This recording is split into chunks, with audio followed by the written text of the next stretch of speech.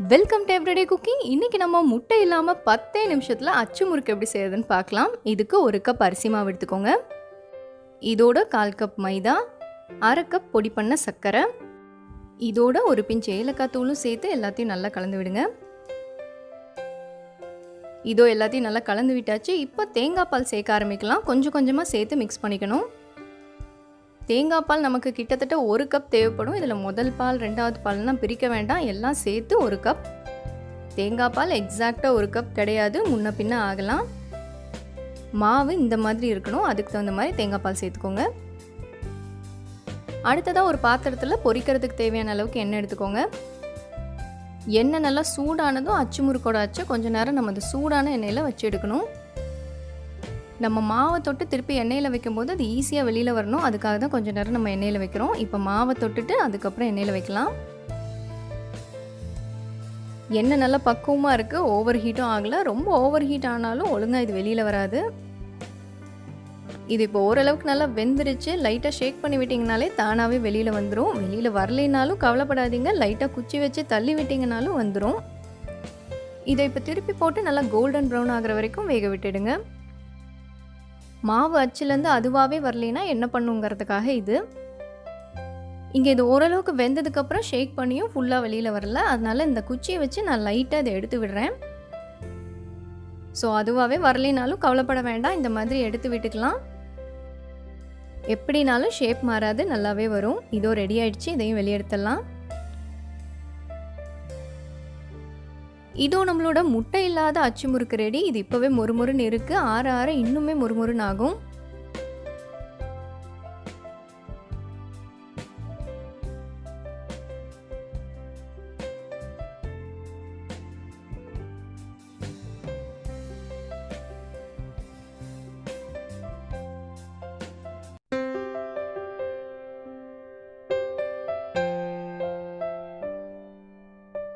அடுத்ததாக நம்ம கருப்பட்டி மிட்டாய் எப்படி செய்யறதுன்னு பார்க்கலாம்.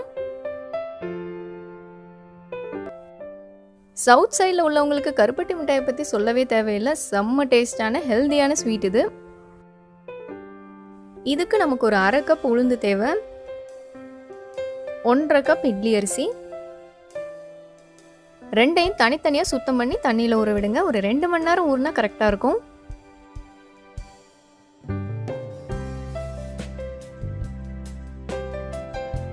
இதோ ரெண்டும் நல்லா ஊறிடுச்சு. ஃபர்ஸ்ட் உளுந்து அரைச்சிடலாம்.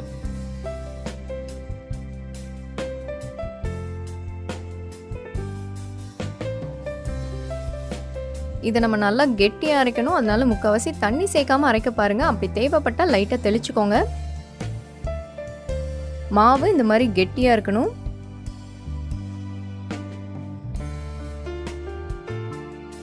அடுத்ததாக அரிசி அரைச்சிடலாம்.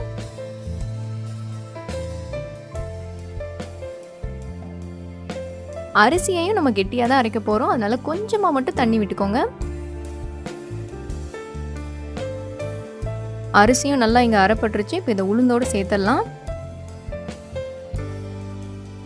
இதோட மாவுக்கு தேவையான அளவு உப்பும் சேர்த்து நல்லா கலந்து விடுங்க.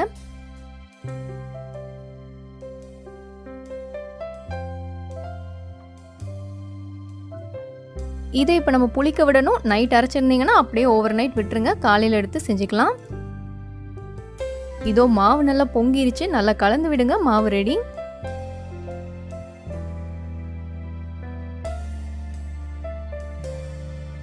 ஸோ மாவு ரெடி, இது ஒரு பக்கம் இருக்கட்டும். அடுத்ததான் நம்ம கருப்பட்டி பாகு ரெடி பண்ணிக்கணும். கருப்பட்டி ஒரு 1/4 கிலோ அளவுக்கு எடுத்துக்கோங்க. இதுக்கு ஒரு 1.5 டம்ளர் அளவுக்கு நீங்கள் தண்ணி ஊற்றலாம். இப்போ கருப்பட்டி கரைஞ்சி நல்லா கொதி வரணும்.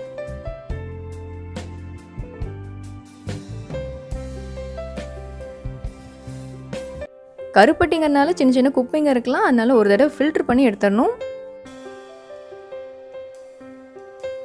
கொஞ்சமாக நம்ம சுக்கு பொடி சேர்த்துக்கலாம். ஒரு 1/4 டீஸ்பூன் அளவு சேர்த்திங்கன்னா கரெக்டாக இருக்கும். இது அப்பப்போ கிளறிட்டே வாங்க, ஒரு ஸ்டேஜில் கொஞ்சம் கெட்டியாக ஆரம்பிக்கும்.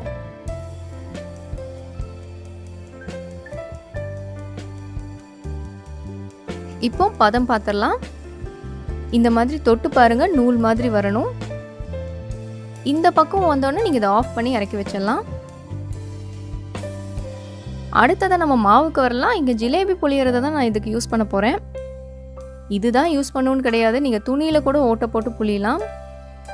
அது உங்களுக்கு சரியா வராது அப்படின்னா, நீங்க கேக் டெக்கரேஷனுக்கு பைப்பிங் பேக் வச்சிருப்பீங்க பார்த்தீங்களா? அது கூட யூஸ் பண்ணிக்கலாம். இல்லன்னா இருக்கவே இருக்கு பால் கவர். ஒரு சைடு ஓட்ட போட்டு நல்லா ஃபில் பண்ணி அமுக்குங்க. கரெக்ட்டா வரும்.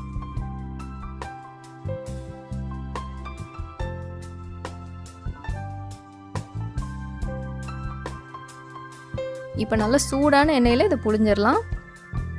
இது ஜிலேபி புளியற மாதிரி தான், பட் கொஞ்சம் நீளமாக புளியணும், அவ்வளோதான். எண்ணெய் நல்லா சூடாக இருக்கணும், அதே சமயம் மீடியம் ஃப்ளேம்லேயே வச்சு குக் பண்ணுங்க. 2 பக்கமும் திருப்பி போட்டு நல்லா வேக விட்டுடுங்க.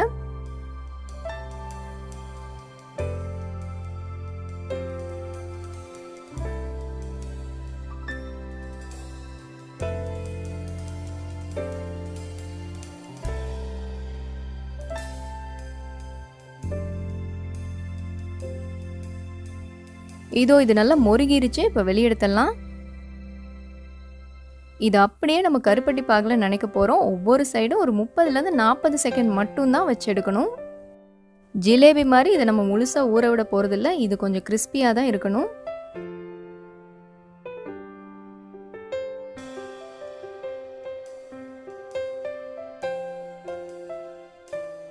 ஸோ இதோ நம்மளோட கருப்பட்டி மிட்டாய் ரெடி. தெக்கத்திக்காரங்களுக்கு இந்த கருப்பட்டி மிட்டாயை பற்றி சொல்லவே தேவையில்லை. மீதி எல்லாரும் கண்டிப்பாக ட்ரை பண்ணி டேஸ்ட் பண்ணி பாருங்கள், செம்மையாக இருக்கும். அடுத்ததாக நம்ம பன்னீரையும் சர்க்கரையும் வச்சு சிம்பிளாக ஒரு ஸ்வீட் செய்ய போகிறோம். இந்த ஸ்வீட்டுக்கு ஒரு சொட்டு எண்ணெயோ நெய்யோ கூட தேவையில்லை. இதுக்கு ஒரு சின்ன பேக்கெட் பன்னீர் எடுத்துக்கலாம். இது 200 கிராம். பன்னீரை இந்த மாதிரி சின்ன சின்னதாக கட் பண்ணிக்கோங்க.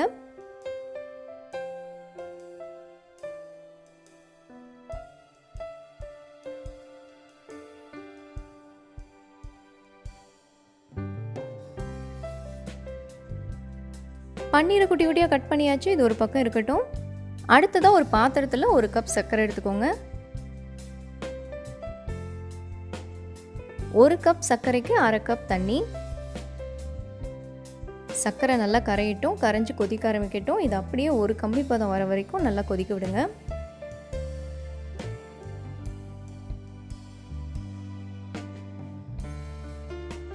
பாகு நல்லா கொதிக்க ஆரம்பிச்சிருச்சு, சர்க்கரை நல்லா கரைஞ்சிருச்சு. இப்போ ஒரு பிஞ்ச் ஏலக்காய் தூள் சேர்த்துக்கலாம்.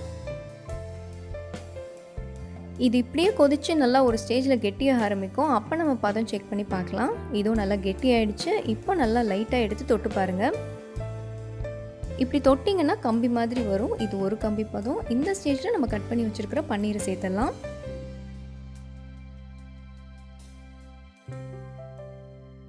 இந்த பாகிலே பன்னீர் நல்லா வேகட்டும். பன்னீரும் தண்ணி விடும். அந்த தண்ணியும் பாகோடு சேர்ந்து திரும்பவும் எல்லாம் நல்லா கெட்டியாகும். பாகு ஒரு ஸ்டேஜில் நல்லா நுரைச்சிட்டு இந்த மாதிரி வெள்ளையாக மாறும். இந்த ஸ்டேஜில் நீங்கள் ஸ்டவ் ஆஃப் பண்ணிவிட்டு இதை வெளியே எடுத்துருங்க.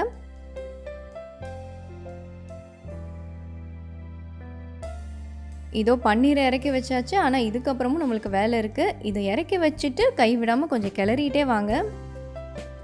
பாகு இப்போ திரும்பவும் கிறிஸ்டலைஸ் ஆக ஆரம்பிக்கும். அதனால் கொஞ்சம் கிளறிட்டே இருங்க. இது கொஞ்சம் நேரத்துலேயே கிறிஸ்டலைஸ் ஆயிரும். நம்ம ஏற்கனவே ஏலக்காய் தூள் சேர்த்துருக்கோம். இங்கே வேணும்னா நீங்கள் கொஞ்சம் ஃப்ளேவரிங் கூட ஆட் பண்ணலாம். நான் இங்கே வெனிலா எக்ஸ்ட்ராக்ட் ஆட் பண்ணுறேன். ஏலக்காய் ஃப்ளேவரிங் ரெண்டுமே ஆப்ஷனல் தான். நீங்கள் தேவைப்பட்டால் சேர்த்துக்கலாம், இல்லைன்னா அவாய்ட் பண்ணிடலாம். ஒன்றும் பிரச்சனை இல்லை. இதை நீங்கள் கிளறிட்டே வந்தீங்கன்னா திருப்பி ஒரு ஸ்டேஜில் அப்படியே சக்கரை மாதிரி ஆகிடும்.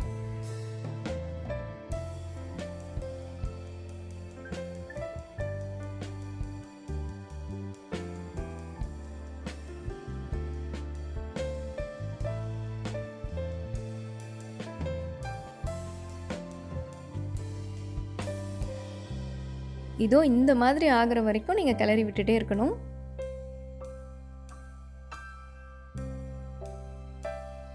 இப்போ இதுலேருந்து பன்னீரை மட்டும் நம்ம தனியாக எடுத்துடலாம்.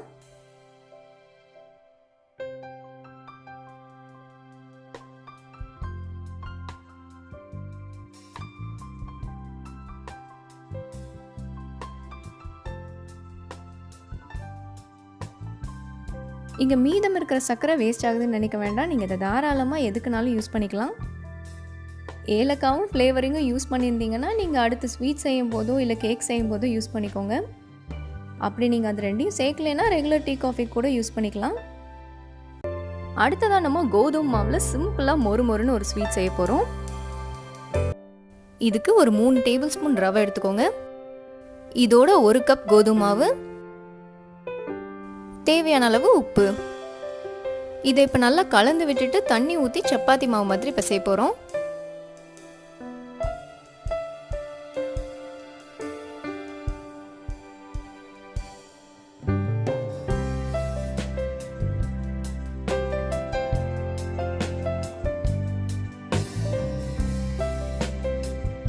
இதோ நல்லா சாஃப்டாக பிசைஞ்சாச்சு. இப்போ ஒரு 10 நிமிஷம் நல்லா ஊறுறதுக்கு டைம் கொடுத்துட்டு கையில் நல்லா எண்ணெயை தடவிட்டு இந்த மாதிரி சின்ன சின்ன உருண்டை பிடிங்க.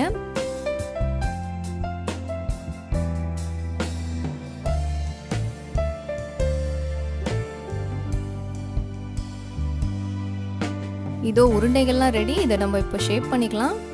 இந்த மாதிரி எண்ணெய் கரண்டியில் நல்லா எண்ணெய் தடவிக்கோங்க. ஒரு சின்ன உருண்டை எடுத்து நல்லா ஃப்ளாட்டன் பண்ணிட்டு அப்படியே உருட்டி விடுங்க.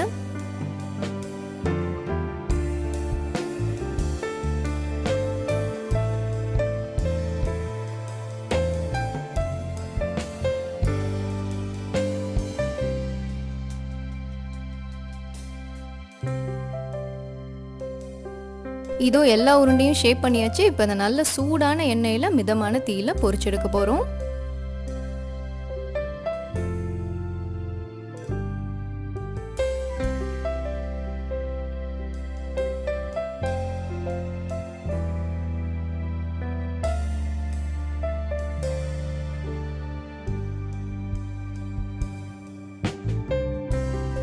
இதோ இது நல்லா பொன்னிறம் ஆயிடுச்சு. இப்போ வெளியே எடுத்துடலாம்.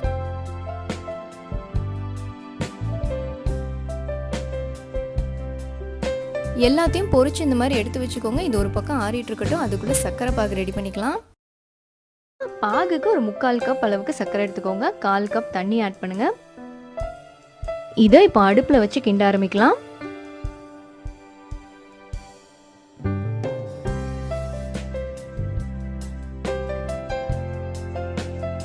சர்க்கரை நல்லா கரைஞ்சதும் ஒரு 1/2 எலுமிச்சம்பழ சாறு ஆட் பண்ணுங்க. இது உங்களோட சிரப்பை கிறிஸ்டலைஸ் ஆகாம பார்த்துக்கும். அதாவது ஆறுனதும் அங்கங்க கட்டி கட்டியா வராது. அதுக்காக தான். கொஞ்சம் நல்லா கிளறிட்டே வாங்க. ஒரு கம்பி பதம் வரணும். அது வரைக்கும் நம்ம கிளறிக்கலாம். இது ஒரு கம்பி பதம், அதாவது தொட்டு பார்த்தீங்கன்னா கொஞ்சம் நூல் மாதிரி வரும். இந்த ஸ்டேஜ் வரும்போது ஆஃப் பண்ணி எடுத்து வச்சிருங்க. பாகு ரெடியானதும் நீங்க பொரிச்சு வச்சிருக்கிறதுல அப்படியே ஊத்திடலாம். சர்க்கரை பாகு சீக்கிரம் கெட்டியாயிடும். உடனே கலந்து விட்டுருங்க.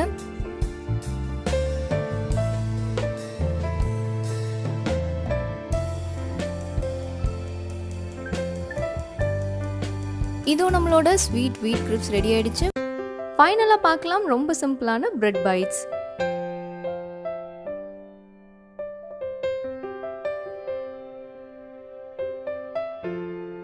இதுக்கு நான் இங்க ஒரு 4 ஸ்லைஸ் பிரெட் எடுத்துக்கிறேன்.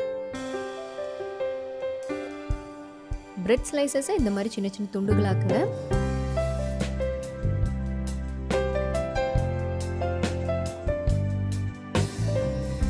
பிரெட் எல்லாம் குட்டி குட்டியாக கட் பண்ணியாச்சு. இப்போ பாத்திரத்தில் கொஞ்சமாக நெய் விட்டு இதை வறுத்து எடுத்துக்கோங்க. கொஞ்சம் தாராளமாக ஒரு 2லேருந்து 3 ஸ்பூன் நெய் விடுங்க. அப்போ தான் நல்லாயிருக்கும். பிரெட் நல்லா மொறுமொறுன்னு ஆகணும். அது வரைக்கும் நீங்கள் இதை வறுத்துக்கணும். ஃப்ளேமை கம்மியாகவே வச்சு பொறுமையாக வறுத்தெடுங்க. இது சீக்கிரமாகவே வறுப்பட்டுரும்.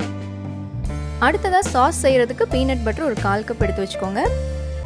இப்போ ஒரு பாத்திரத்தில் ஒரு 1/4 கப் சர்க்கரை எடுத்துக்கலாம். கொஞ்சமாக இதோட தண்ணி சேர்த்துக்கோங்க. சீக்கிரம் தீயாமல் பார்த்துக்கும்.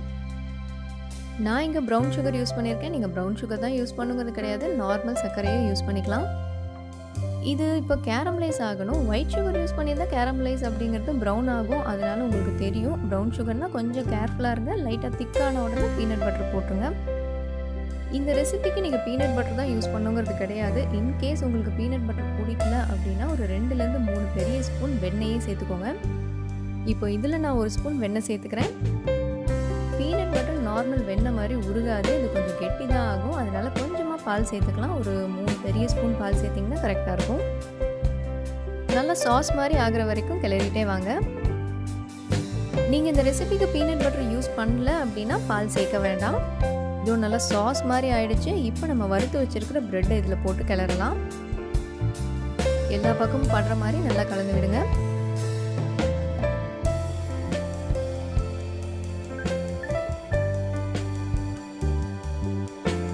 சூடாக இருக்கும்போது இந்த மாதிரி கலந்து விடுங்க. ஆறிடுச்சுன்னா கெட்டியாயிடும்.